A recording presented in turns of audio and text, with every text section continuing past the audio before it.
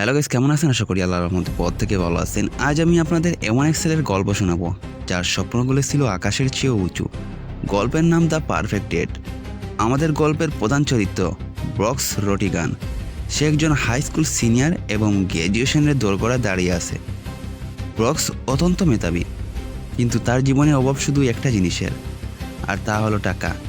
তার সবচেয়ে বড় স্বপ্ন হলো আমেরিকার নামী ইয়েলে ইউনিভার্সিটিতে পড়াশোনা করা। কিন্তু সেই স্বপ্নের পথে বাধা হয়ে দাঁড়িয়েছে তার আর্থিক অবস্থা। ব্রক্স এমন এক ছেলে যে কোনো মূল্যে প্রচুর টাকা উপার্জন করতে চায়, যাতে সে নিজেকে সমাজের উচ্চ বৃত্তির কাতারে নিয়ে যেতে পারে। গল্পের মূল ঘুরে একদিন যখন ব্রক্স সুযোগ পায় টাকার বিনিময়ে একজনকে ডেটে নিয়ে যাওয়া।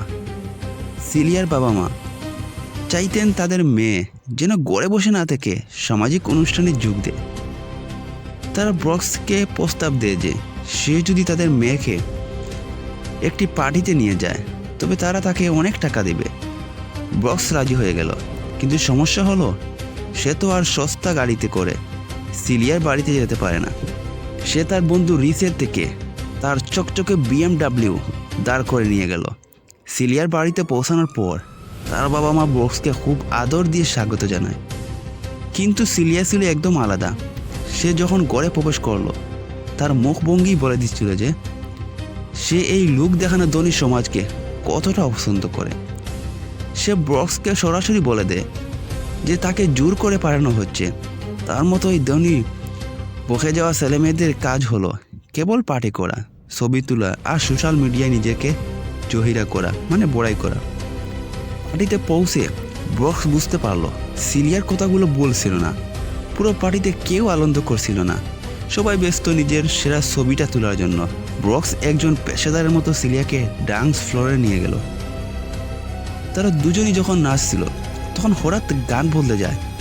একটি দিল লয়ে রোমান্টিক সুর শুরু হয়। নাচতে গিয়ে সিলিয়ার পায়ে ব্যথা লাগে এবং সে যন্ত্রণায় কুঁকড়ে ওঠে। ব্রক্স যখন তাকে সাহায্য করতে নিচু হয়, ঠিক তখনই সেখানে অ্যান্টিনে শেলবি, পার্টির সবচেয়ে জনপ্রিয় এবং ধনী মেয়ে। শেলবি ব্রক্সকে আমন্ত্রণ জানায় তার নিজের বাড়ির পার্টিতে আসার জন্য। ব্রক্স শেলবিকে দেখেই তার প্রেমে পড়ে যায়, কিন্তু সিলিয়া তাকে মনে করিয়ে দেয় যে ব্রক্স শেলবির যোগ্য নয়। ব্রক্সের মাথায় এক অদ্ভুত বুদ্ধি এলো। সে ভাবল যদি টাকার বিনিময়ে ডেটে যাওয়াটাকে সে পেশা হিসেবে বানিয়ে ফেলে। সে তার কুডিং জিনিয়াস বন্ধু মার্ফের কাছে গেল। সে মার্ফকে অনুরোধ করলো একটি অ্যাপ তৈরি করার জন্য, যার নাম রাখা হলো স্ট্যান্ড ইন। এই অ্যাপের মাধ্যমে যে কেউ ব্রক্সকে ভাড়া নিতে পারবে তাদের পছন্দ মতো চরিত্রে। কেউ যদি আর্ট লাভার সঙ্গী চায় ব্রক্স আর্ট লাভার সাজবে, কেউ যদি সাহসী কাইবয় চায় সে তাই সাজবে। মার্ফ অ্যাপটি দারুণভাবে তৈরি করলো এবং কয়েক সপ্তাহের মধ্যে ব্রক্স জনপ্রিয়তা লাভ করে। তার কাছে একের পর এক বুকিং আসতে লাগলো এবং সে প্রচুর টাকা আয় করতে শুরু করলো। এর মধ্যে শেলবির সাথে ব্রক্সের সম্পর্ক এগোতে থাকে, কিন্তু এই সম্পর্কের ভিত্তি ছিল মিথ্যা। মার্ফ শেলবির কাছে ব্রক্সকে একজন অত্যন্ত ধনী এবং রাজকীয় ইউজিং কমপ্লেক্সের ছেলে হিসাবে পরিচয় দিয়েছিল। শেলবিও ব্রক্সের প্রতি আকৃষ্ট হতে শুরু করে। অন্যদিকে সিলিয়া একটি ছেলেকে পছন্দ করত। ব্রক্স তাকে সাহায্য করার দায়িত্ব নেয়, কিন্তু কাজ করতে গিয়ে ব্রক্সের নিজেরই মনেই দ্বন্দ্ব শুরু হয়।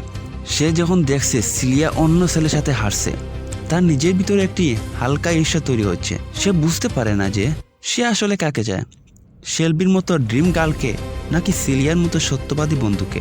মিথ্যার দেওয়াল তো একদিন ভাঙবেই। এক রাতে শেলবির পার্টিতে গিয়ে ব্রক্স বিপদে পড়ে। শেলবির এক বন্ধুর সাথে তার আগে একটি ডেট হয়েছিল অ্যাপের মাধ্যমে। সেই বন্ধুটি সবার সামনে ব্রক্সের গোপন কথা ফাঁস করে দেয়। শেলবি জানতে পারে যে ব্রক্স আসলে কোনো ধনী পরিবারের ছেলে নয়, সে স্রফ বাড়াখাটা একজন ছেলে। শেলবি প্রচণ্ড রেখে ব্রক্সকে বলে এবং অপমান করে এবং তাকে বের করে দেয়। এমনকি মার্ফের সাথে ব্রক্সের বিবাদ হয়ে যায় তার অতিরিক্ত অহংকারের কারণে। ব্রক্স বুঝতে পারে সে সব হারিয়ে ফেলছে, বন্ধু, ভালোবাসা এবং নিজের সম্মান। নিজের সব ভুল বুঝতে পেরে ব্রক্স তার বাবার কাছে যায়। তার বাবা তাকে সান্ত্বনা দিয়ে বলেন যে জীবনের ভুলগুলো থেকে শিক্ষা নিয়ে এগিয়ে যেতে হয়। ব্রক্স বুঝতে পারে যে ইয়েলে যাওয়ার বা প্রচুর টাকা কামানোর চেয়ে জরুরি হলো নিজের আসল রূপ নিয়ে বেঁচে থাকা।